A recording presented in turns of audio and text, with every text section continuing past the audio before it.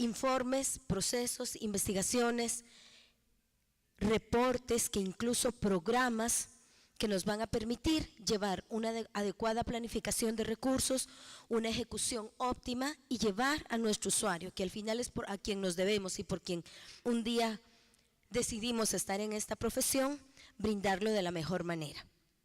Evidencia científica ha habido desde el inicio de la humanidad.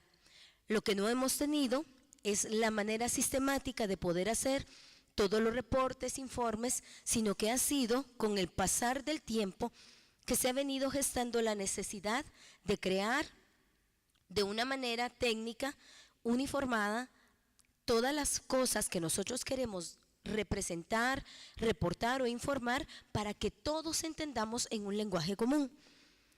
Dicho sea de paso, si nos vamos a la historia incluso de lo que es la epidemiología, pues no fue un médico quien gestó el proceso epidemiológico, ¿verdad? Sino que al final fueron otro tipo de expertos que necesitaban llevar ese conteo, ese reporte, esa información para que pudiéramos los clínicos tener de una manera directa de qué manera respondemos a las necesidades de salud de quienes llegan a nuestras clínicas. Al preguntar de una manera directa a las personas que trabajan en sistemas de salud, ¿cuántas veces necesitamos información? Pues algunos nos dicen, bueno, 2 veces por semana, 1 vez por semana, pero la mayoría nos habla que frecuentemente necesitamos de información. ¿De dónde la obtenemos? Nos hablan de libros de textos, de publicaciones, de revistas médicas, de productos nuevos en el mercado. Ahora, ¿qué es lo importante que queremos hacer ver en este curso? No todo lo que está en internet, no todo lo que está en las revistas, no todo lo que está en el mercado, de verdad es una evidencia ética, es una evidencia sin sesgo y es una evidencia que nosotros llevemos a nuestro paciente, sino que tenemos que aprender a identificar, a determinar cuál estudio, qué tipo de informe sí va a ser de utilidad para mi persona y qué tipo de informes no son como los idóneos para poderlo aplicar, ya que algunas veces el producto es perfecto y exacto, pero si ustedes se dan cuenta, el criterio de inclusión es un tipo de paciente que no existe en nuestra clínica porque no tiene enfermedades concomitantes, no hay problemas comórbidos, es joven, no tiene problemas de edad, no tiene factores predisponentes, los factores de riesgo se disminuyen. Entonces aplicamos el producto, obviamente es un producto de alta calidad porque va a salir una respuesta de una gran eficiencia. Sin embargo, cuando nosotros nos vamos a la población real tiene desnutrición, tiene hipertensión, tiene diabetes, tiene una serie de factores que nos hacen darnos cuenta que bajo este parangón ideal no es así. ¿Ante qué nos encontramos nosotros? ¿Qué realidad tenemos al investigar directamente? Bueno, se habla que más o menos en una persona que trabaja 8 horas diarias en alguna institución necesita 60 veces por semana como mínimo algún tipo de información, hablando de un promedio de 18 decisiones clínicas. No todos tenemos la libertad de poder tener el acceso tecnológico, el acceso informático para poder consultar cualquier duda en ese momento. En muchos lugares no tenemos más que nuestro conocimiento, el paciente y una ficha rudimentaria de papel, lapicero, y con eso estamos trabajando el día a día. Entonces, solo se logra, fíjense ustedes, para mí esto fue impactante, solo se logra obtener la respuesta a un 30% de los casos. Quiere decir que de 100 pacientes que llegan a nuestras clínicas, si damos un adecuado seguimiento, solo el 30% nosotros vamos a tener una respuesta orientada, clara y que esté un plan terapéutico objetivamente definido. El resto nos basamos en impresiones clínicas, vamos haciendo aproximaciones, pero no tenemos esa certeza de llevar ese plan terapéutico que necesitamos. Por supuesto, claro está, me van a decir ustedes, pero también el paciente no se adhiere al tratamiento, abandona, se sobredosifica, se subdosifica, perfecto, pero todo lo que nosotros debemos manejar en cuestión de llevar ese adecuado plan terapéutico es nuestro trabajo y responsabilidad. Convencerlo en un plan educacional concienzudo y real que él debe adherirse y cómo hacerlo, esa es una segunda parte del proceso, pero muchas veces, y este 30% eliminó a todos los que modificaron su plan terapéutico. O sea, si pusiéramos todo eso, se imaginan, el porcentaje sería bastante menor de los casos en los que de verdad llevamos a tener una respuesta diagnóstica clínica, ¿sí? En lo cual nosotros estamos investigando. ¿Qué es lo que nos pasa en realidad? ¿Cómo vivimos la medicina en Guatemala?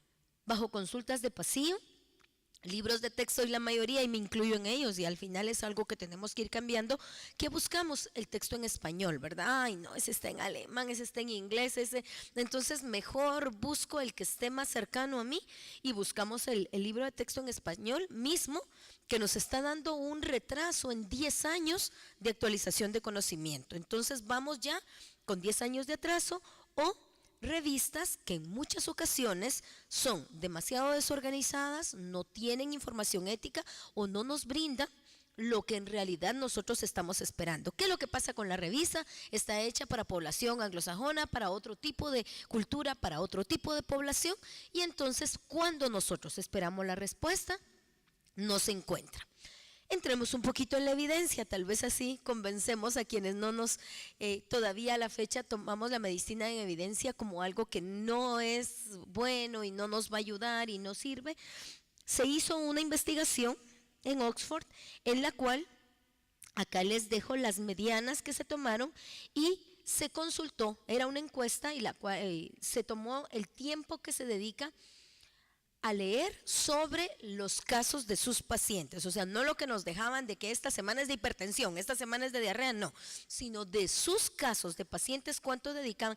Y miren ustedes lo triste que vemos acá, que si nos vamos comparando, vamos, a mayor especialización, menor tiempo. O sea, nos vamos confiando del conocimiento que tenemos, nos vamos confiando de lo que tenemos ya en aplicación, y si se dan cuenta, a mayor especialización del profesional, va dedicando menos tiempo a la lectura. Esto es algo preocupante, y esto es algo que al final pues me uno al sentir en esta línea de los objetivos del Congreso Nacional de este año, en el cual todos tenemos que llegar a un punto de reflexión donde todos en todo momento necesitamos informarnos, necesitamos formarnos, que es diferente. Hoy estamos en un curso de alguna manera medio mixto informativo, pero nos va a ir dejando una semillita de formación. ¿Por qué? Porque muchas cosas van a quedar para que ustedes vayan a casa, revisen, tengan esa inquietud y fortalezcan ese proceso de investigación. Una de las debilidades más grandes de nuestra facultad son los procesos de investigación. Hay muchas situaciones en las cuales no concretamos de una manera correcta los estudios, no los hacemos en el eje que debiéramos trabajar, o simplemente, y triste es, cuando uno empieza a hacer una revisión concienzuda, pues son solo producto de la inspiración, y en realidad en la práctica no tuvo mayor injerencia este tipo de estudio, ¿verdad? Sino fue más producto de la inspiración del investigador.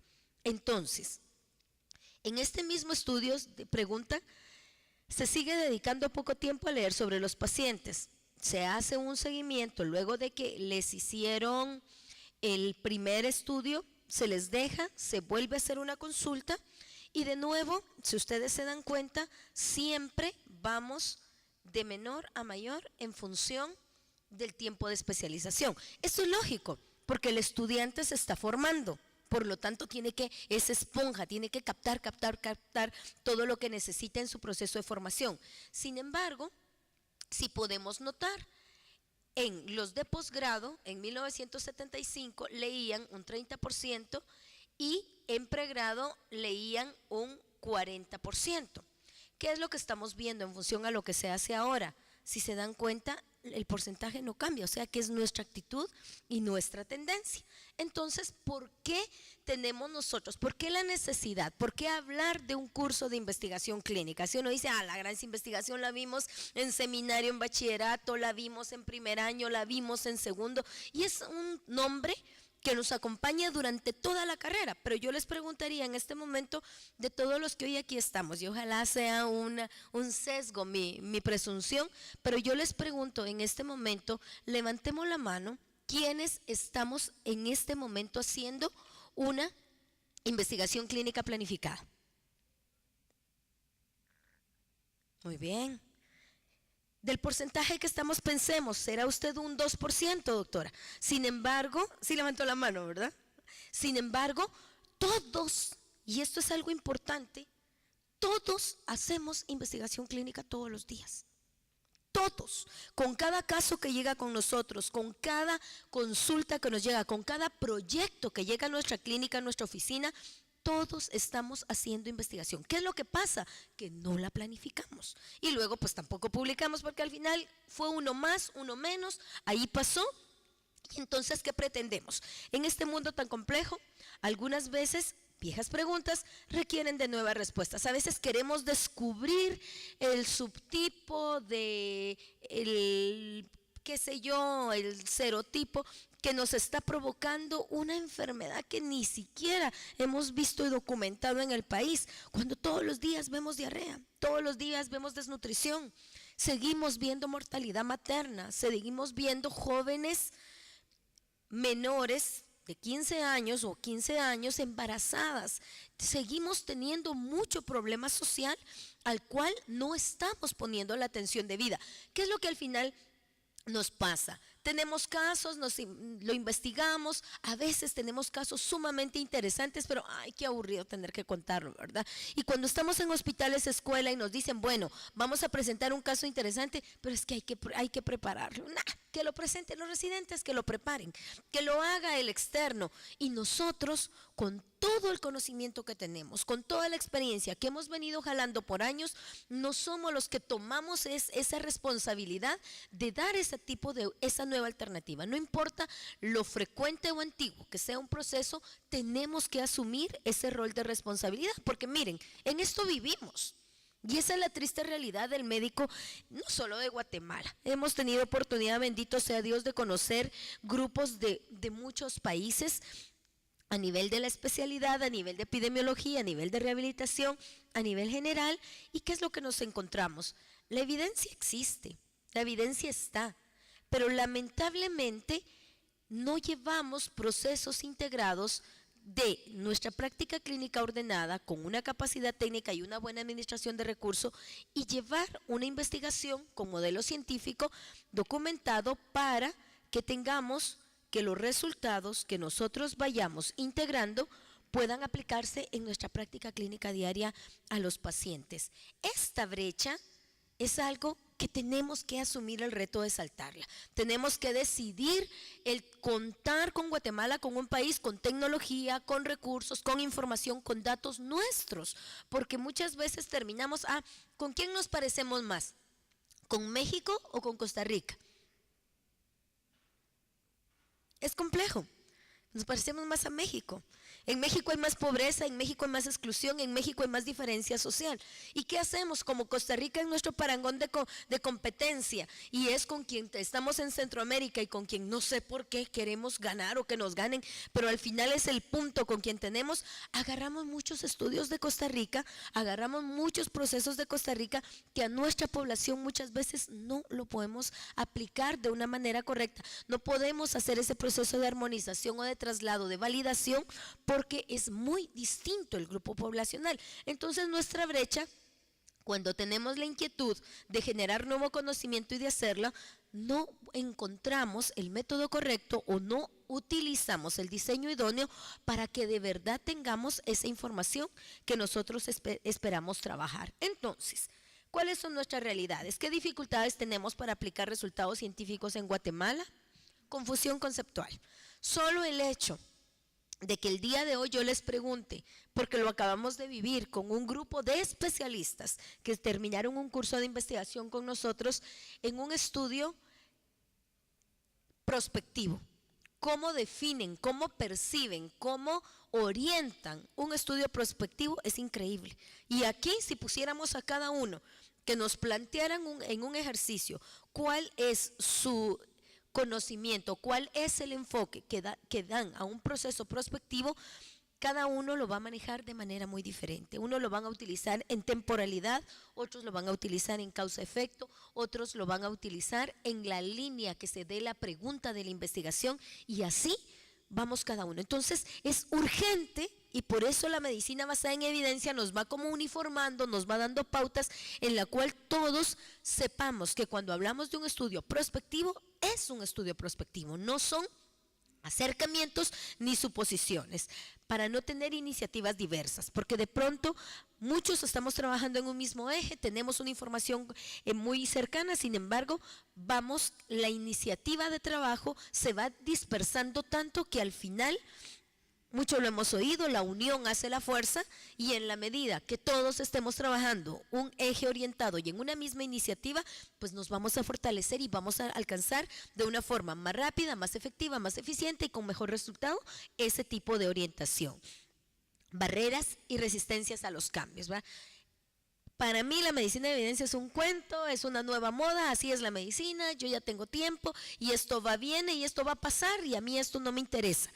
Les repito, la evidencia está desde el inicio de la humanidad. Lo que tenemos nada más es que tomar un sistema que nos permita utilizarla, adaptarla y que podamos comunicarnos entre nosotros con la evidencia que tengamos en la región. No tenemos recursos o elementos claves con los cuales podamos trabajar de manera directa. La tecnología nos afecta a muchos. El otro punto, 3 cosas nos afectan. No nos gusta investigar, no nos interesa el inglés y no nos gusta la tecnología. Somos analfabetas funcionales a nivel de investigación, porque son 3 plataformas básicas que necesitamos tener, no óptima, no al 100%, pero por lo menos un acercamiento, el cual nos permita funcionar, acercarnos, porque muchos de los paquetes de datos, muchas de las bases y mucha de la herramienta que me va a facilitar la investigación están en otro idioma, ¿verdad? Están en el inglés, que es prácticamente un idioma universal dentro de lo que se habla a nivel de lo que es la parte científica. Los libros de texto ya hablamos, 10 años de atraso. Nos van a continuar tratamientos de 10 años después que ya sabemos la inutilidad. Yo les pregunto a ustedes, por ejemplo, a nivel de farmacovigilancia, tenemos muy pocos estudios, tanto de farmacoeconomía, de uso racional de medicamentos y de lo que nos pasa a nivel de país con el medicamento. Hace 2 semanas nos saca la comisión del ministerio encargada del monitoreo y vigilancia de la calidad de productos todas las advertencias de aciclofenaco. Para que yo pueda un ratitito parar, vamos a ver si alguno de ustedes leyó, sabe o cuáles son estas advertencias. Son 7 nada más que nos sacaron en relación al aciclofenaco. A ver, ¿alguno de ustedes usa el aciclofenaco en su práctica diaria? Ajá. El aciclofenaco es un antiinflamatorio y se ha venido dando la parte importante de su reacción adversa, que es dar más complicación al paciente con el efecto que provoca el medicamento que el beneficio que tenemos, que es para desinflamar y quitar el dolor. Y en este momento, por todos los estudios que a nivel mundial se han realizado de farmacovigilancia, ya no debemos usar aciclofenaco en pacientes con riesgo cardiovascular, isquémico, con problemas circulatorios, con problemas vasculares circulatorios periféricos, y en el desglose pues nos vamos eventos cerebrovasculares, trombosis, antecedentes de problemas de infarto. Es un producto que sabemos nos va a facilitar, va a potenciar el riesgo de que repitamos un evento en nuestro paciente, y eso está ya notificado. No es un aciclofenaco de casa tal, es la sal como tal. Entonces, ¿qué es lo que pasa? Si yo leo un libro de hace 10 años, me lo va a dar como una buena opción. El Airtal hace 10 años era una primera opción, principalmente paciente con problema reumatoideo. Entonces, a eso es a lo que vamos. Cualquier libro de texto no lo tenemos que utilizar para tomar nuestra decisión terapéutica primaria, sí para que nos oriente, pero no para concluir nuestra decisión.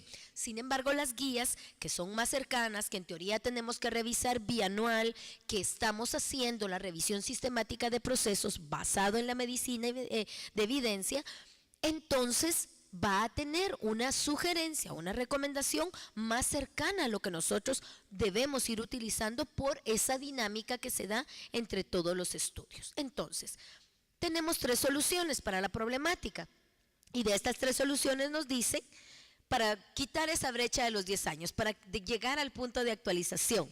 ¿Y qué es lo que dice? La práctica clínica nos va a permitir ser actualizada, aprendiendo nosotros mismos a ejercer la medicina basada en evidencia, empezar a asumir el rol de ser parte de la solución, no quedarme en el problema, en la crítica, o quedarme a un lado, porque el quedarme a un lado es tomar una decisión, es no tomar y no ser parte de la solución del proceso.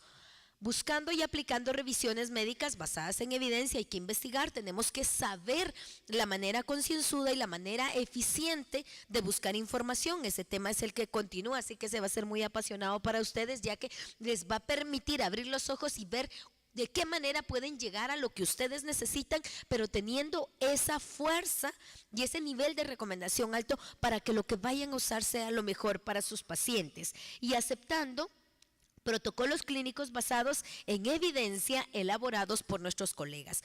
¿Qué es lo que nosotros trabajamos a nivel de región y qué es lo que estamos? Y ahí sí, como les digo, nos vamos comparando con países de la región y estamos tratando de pegarnos a Costa Rica porque son quienes han tenido el primer desarrollo y ellos tienen ahí la colaboración Cochrane, que ellos nos han abierto la brecha, nos han capacitado y nos han permitido desarrollar las guías de práctica clínica de medicina basada en evidencia para que vayamos haciendo ese desarrollo de las guías en nuestro país.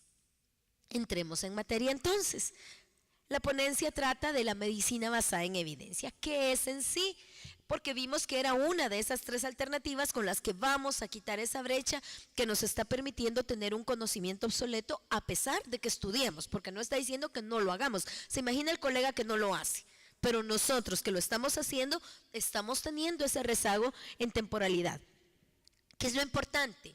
Que nos permite de manera consciente, explícita y juiciosa tener la mejor evidencia científica clínica para tomar nuestras decisiones, tanto en el cuidado individual como en programas sanitarios, porque la podemos aplicar.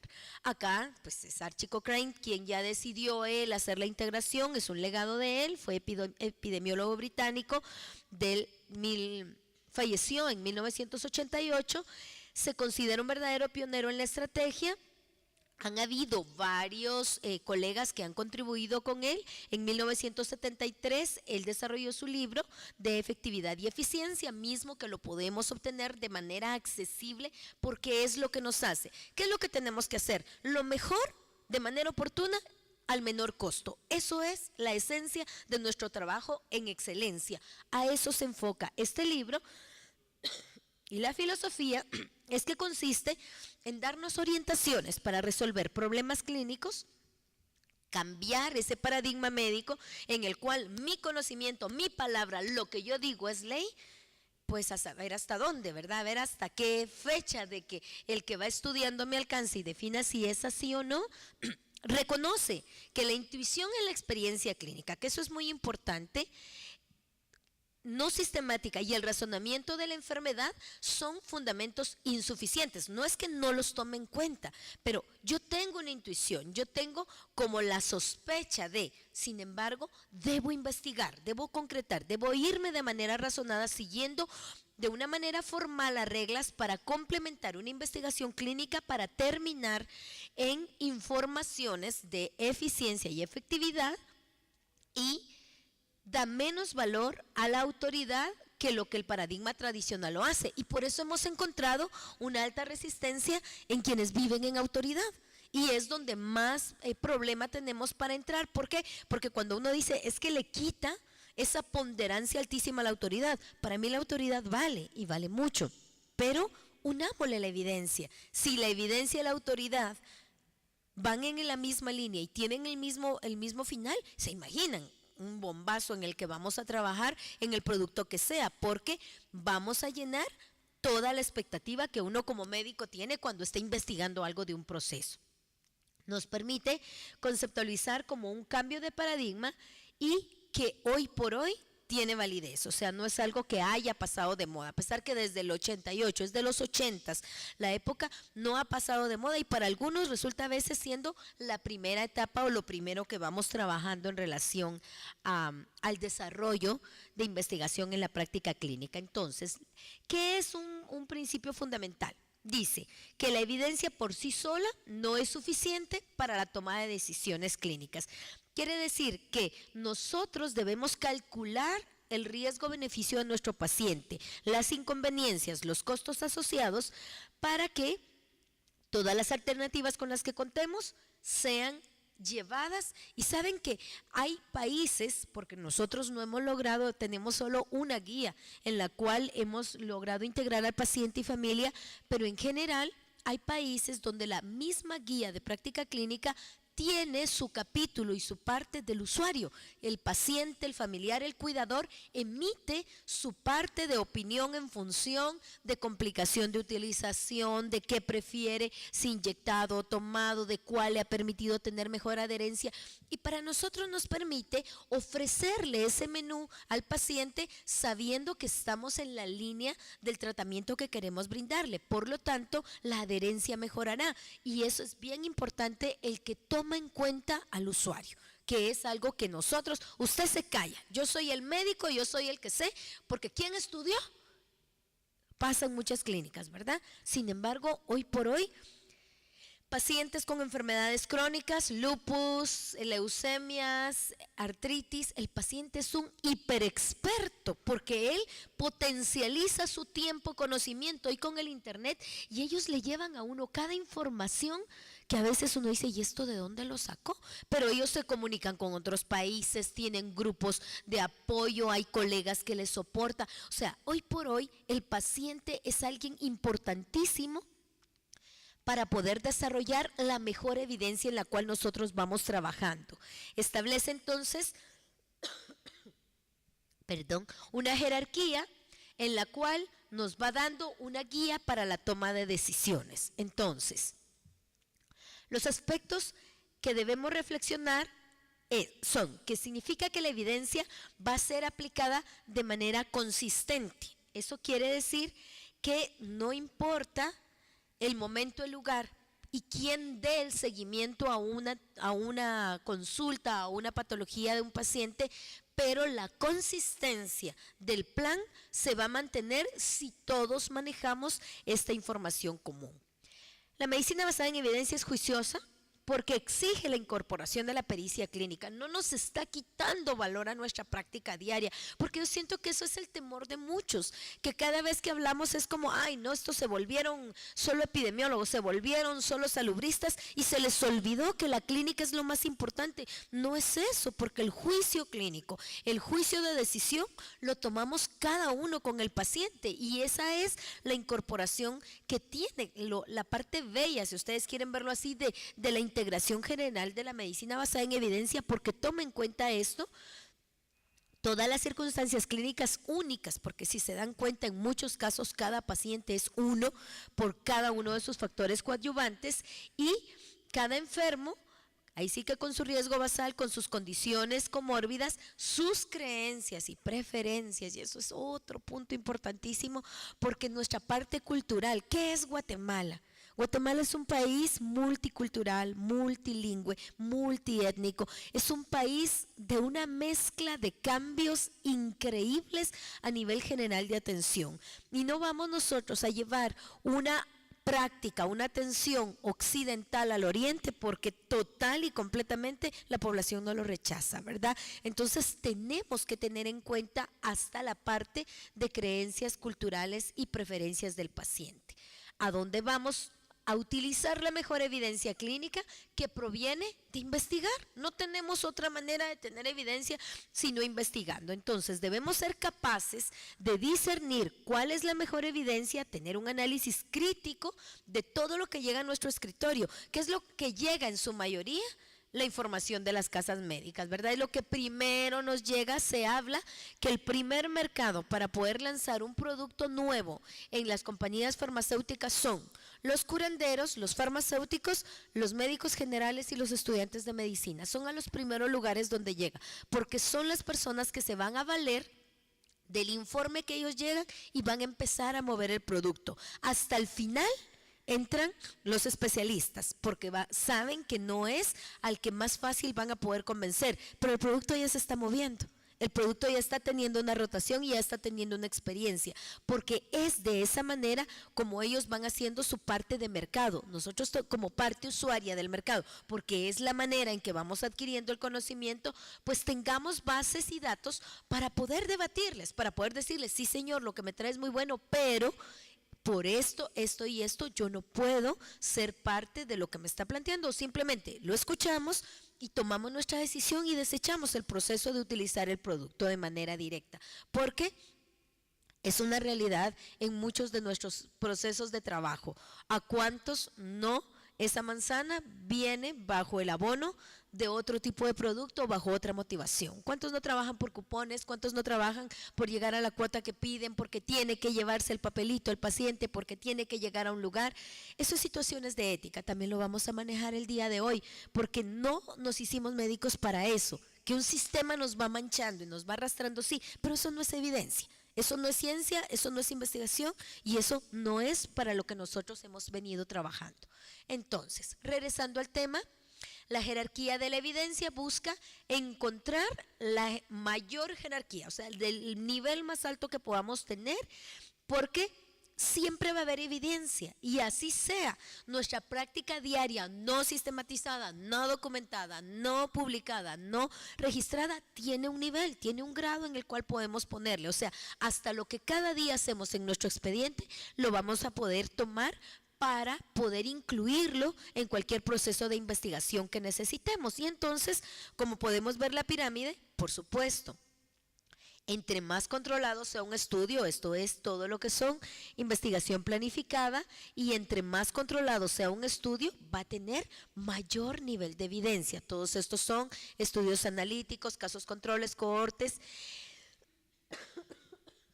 revisiones sistemáticas de investigaciones que han sido ya clasificadas, ¿verdad? O sea, todo lo que nosotros vayamos subiendo en nivel de sistematización, de selección y de proceso en el cual vamos a hacer los estudios controlados, aleatorizados, pues obviamente a mayor revisión sistemática de este tipo de estudios vamos a tener la mejor evidencia con la cual nosotros podamos recomendar algo. Entonces, la diferencia entre las revisiones se decide en los resultados que cada una de ellas nos da. Entonces, siempre vamos a tener estudios secundarios porque no es el objeto que yo estoy trabajando, no es que no sea importante, y esa parte es como quitemos, borremos ese paradigma de que algo sea primario, que algo sea secundario. No es que es el mejor, es la medalla de oro y la de plata, no, el secundario es el que no está dándome la información de la investigación que yo necesito en ese momento, y en algún momento podemos rotarlos, ¿verdad? Según la orientación que necesitemos. Y entonces, cuando nosotros vemos revisiones sistemáticas, que estamos hablando que es lo mejor que podemos encontrar para hacer una toma de decisiones, porque es el análisis de muchos, es justo el metaanálisis, ¿verdad? Es el análisis de muchos estudios orientados al tema, y sobre eso, qué es lo que ellos concluyen bajo un proceso. Y si ustedes se dan cuenta, cuando hacemos en una revisión sistemática es más sencillo poder tener como un consenso o una consolidación de esas 25,000 revistas que salen al año. Podemos reunir de manera adecuada la información en un tema específico y hacemos disminuir esa pérdida de dispersión. Entonces, técnicamente nosotros vamos, al momento de darnos cuenta el tipo de buscadores o de lugares en donde nosotros podemos encontrar, pues debemos de tener la plataforma de conocimiento de qué tipo de estudio, hacia dónde está orientado y qué tipo de metaanálisis son los que me están reportando. Eso lo van a tener a mayor profundidad en la siguiente charla. ¿Qué ventajas tenemos? Entonces, vamos a manejar todos una fuente común, vamos a que la necesidad de que esté actualizado se va a suplir porque lo vamos cubriendo, y esto va a aumentar la efectividad. ¿Por qué nosotros tenemos que trabajar en medicina basada en evidencia? Bueno, porque el saber qué estudio fue favorable, qué conclusiones tuvimos, qué decisiones se hicieron, nos va a hacer disminuir los sesgos, que eso es importante. Y entonces el nivel de evidencia clínica y el grado de recomendación lo vamos nosotros, en este caso tenemos de Inglaterra, que es la que estamos utilizando, la de 1996, y tenemos una categorización de evidencia en grados 1, 2 y 3, en el cual el grado 1 es un ensayo clínico controlado, metaanálisis o revisiones sistemáticas. En el grado 2 están estudios controlados, no aleatorizados, pero bien diseñados, que son casos controles. Era la plataforma de nuestra pirámide.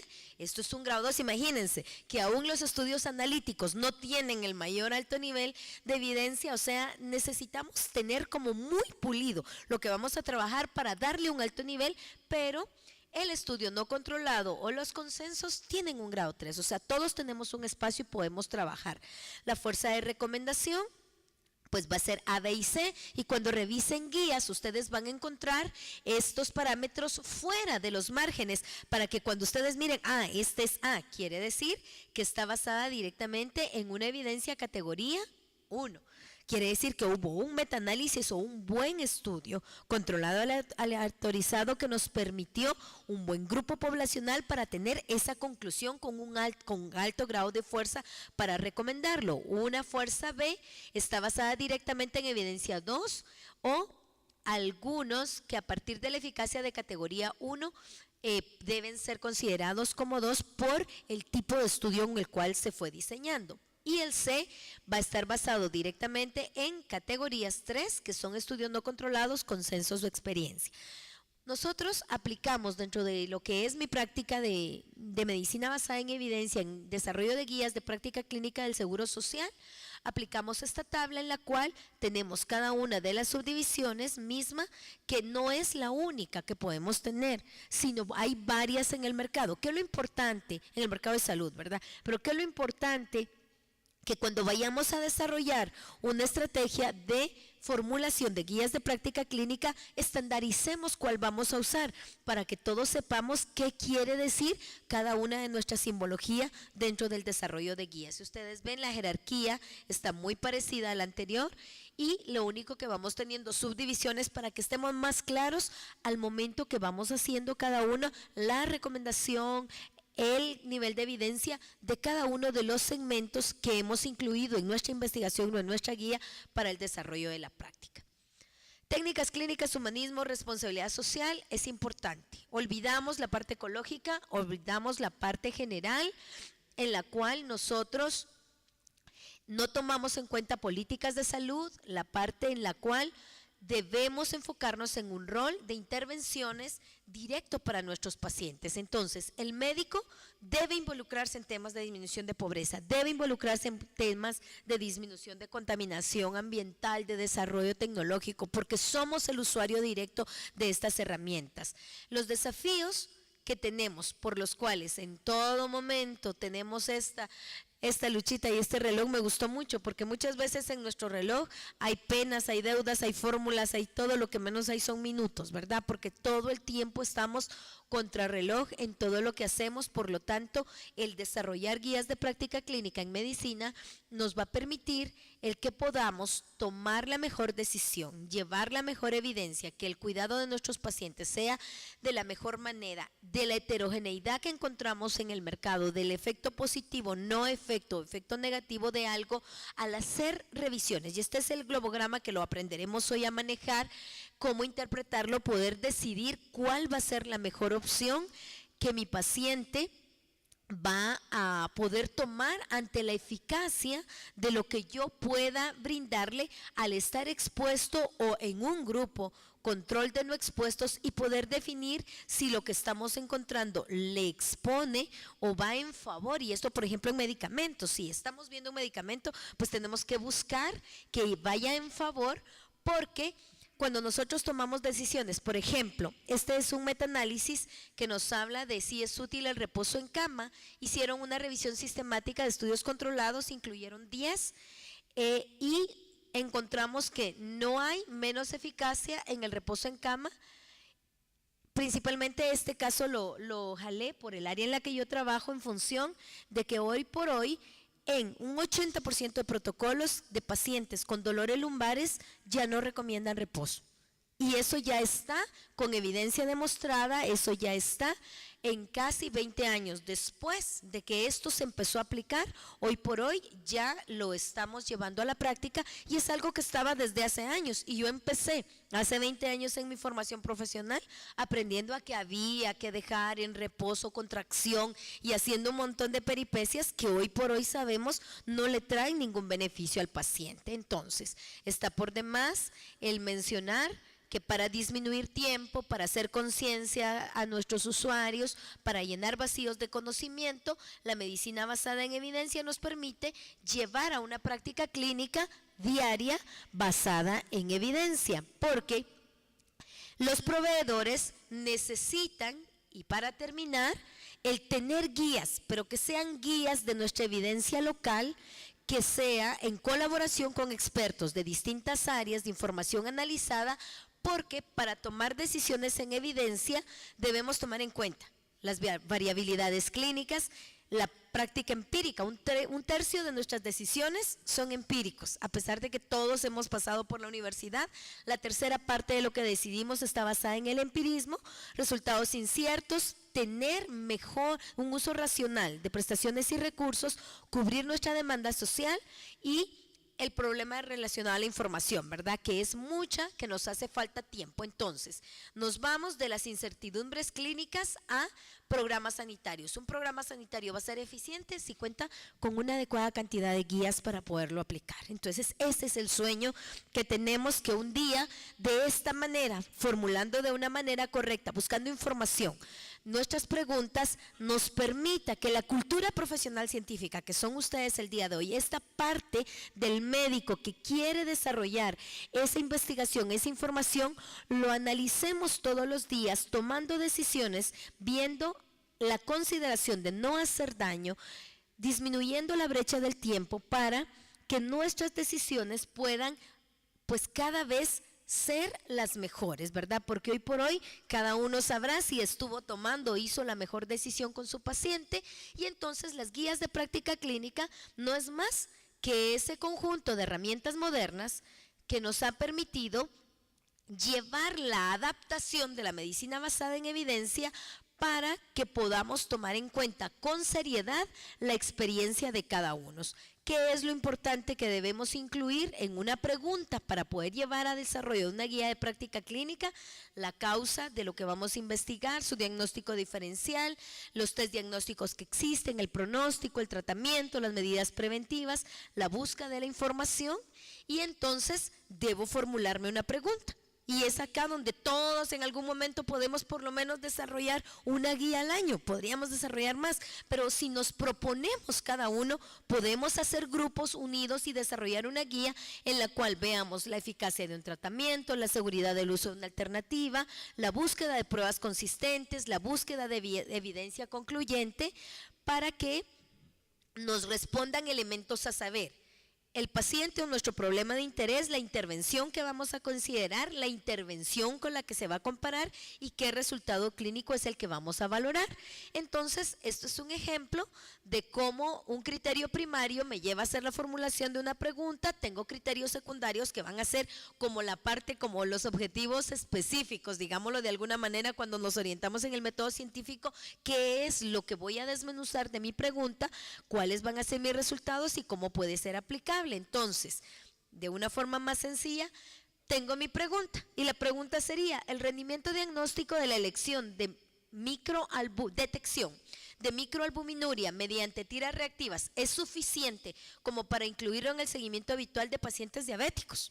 Esa es mi curiosidad. ¿Por qué? Porque la nefropatía diabética para Guatemala está haciendo un impacto grandísimo por el daño renal que esta enfermedad nos está provocando y por la gran incidencia y prevalencia que tenemos día a día de diabetes en todo el país. Bueno, ¿cuáles son los elementos? El paciente o problema de interés son los pacientes diabéticos. Nos enfocamos tipo 2 porque tenemos que ir como orientando de manera definida nuestra pregunta. ¿Cuál es nuestra intervención? Determinación previa de la microalbuminuria con tira reactiva. ¿Cuál es la intervención con la que voy a comparar frente a la determinación estándar de microalbúmina a todos los pacientes, que es nuestra gold estándar? ¿Y cuál es el resultado clínico que valoro si es suficientemente positiva para la detección de la nefropatía? Entonces, así es como van surgiendo todas las inquietudes para que cada uno vayamos desarrollando ciencia. Quiero dejarles solo la semilla diciendo que la ciencia es una escuela de modestia, de valor intelectual y de tolerancia. Muestra que el pensamiento es un proceso, que no hay gran hombre que no se haya equivocado y que no hay dogma que no se haya desmoronado ante el embate de nuevos hechos. Bienvenidos a este reto en el cual van a decidir hacerlo bueno o hacerlo mejor, ver los beneficios o riesgos en los que cada uno de sus pacientes se enfoca, porque de alguna manera, buscando la mejor evidencia esto lo van a profundizar con doctor Talé, pero teniendo sus mejores buscadores, sabiendo a dónde dirigirse, no San Google, que de alguna manera muchas veces sí nos sirve como un buen introductor al proceso, pero teniendo la mejor evidencia, desarrollar guías de práctica clínica aplicado con la medicina basada en evidencia es ir más allá de recortar costos, de suprimir libertad clínica, es mantener una comunicación continua, dinámica, en la cual utilizar la mejor evidencia disponible que tengamos en el momento actual para nuestros pacientes. Por supuesto, colegas, la medicina de evidencia no es un recetario, no es algo que de manera mágica vaya a salir y ya yo agarro mi guía y ya con eso surgió, no. Simplemente es esta metodología consciente, explícita y juiciosa que nos va a llevar a tener ese análisis crítico integrado de lo que hay en el mercado para tenerlo en guías y que en nuestros programas de pregrado, posgrado, de educación médica continua, adoptemos y adapten las necesidades para quienes deseemos aprender y mejorar. Nos dice de OPS John Ramón Laporte que a más ensayos clínicos comparado con la práctica médica habitual, por supuesto que vamos a tener un mayor impacto y un mayor desarrollo y un seguimiento más controlado de cada uno del actuar médico en la práctica clínica. Tenemos que ser más rigurosos con nosotros, más estrictos, más conscientes, porque para preparar, mantener y divulgar una guía de práctica clínica nos llevará a programas, nos llevará a poder integrar revisiones sistemáticas sobre lo que hacemos en nuestra práctica diaria en la que es la parte sanitaria. Por lo que todo lo que investiguemos, divulguémoslo. Está la revista del Colegio de Médicos, hay revistas de sus especialidades, hay espacios en internet, hay cualquier cantidad de lugares ahora que podemos utilizar para divulgarlo, para que podamos como país y como región dar seguimiento a todos nuestros hallazgos, porque al final de un ensayo clínico vamos a terminar siempre en nuestro paciente individual, de un programa vamos a terminar siempre con una persona que es la que día con día llega a sus clínicas. Gracias por su atención y no olviden que el que busca encuentra. Dedíquense a buscar y que encuentren.